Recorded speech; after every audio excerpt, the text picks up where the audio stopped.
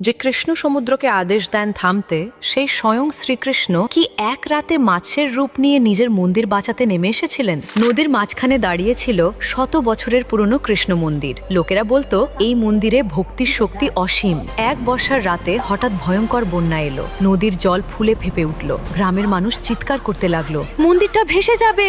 ভক্তরা মন্দিরের ভেতরে দাঁড়িয়ে কাঁদতে কাঁদতে প্রার্থনা করলো, প্রভু আপনার ঘর আপনি নিজেই রক্ষা করুন। হঠাৎ নদীর জলে তৈরি হলো বিশাল ঘূর্ণি। গভীর থেকে উঠে এলো এক দীপ্তিময় বিশাল মাছ। তার শরীর থেকে ছড়িয়ে পড়ছে নীল আলো। মৎস্যরূপী কৃষ্ণ মন্দিরের চারদিকে ঘুরতে লাগলেন। অদ্ভুতভাবে জলের স্রোত দিক বদলে নিল। মন্দিরের চারপাশে তৈরি হলো শান্ত বৃত্ত। ঝড় থেমে গেল, জল নেমে গেল। ভোরের আলোয় মানুষ দেখল মন্দির অক্ষত, আর নদীর জলে ভেসে আসছে মৃদু বাঁশির সুর। যে ভক্তির ঘর বানায়, ভগবান নিজেই তার প্রহরী হন। তুমিও কি ভক্তি করো? তাহলে কমেন্টে লিখো হরে কৃষ্ণ।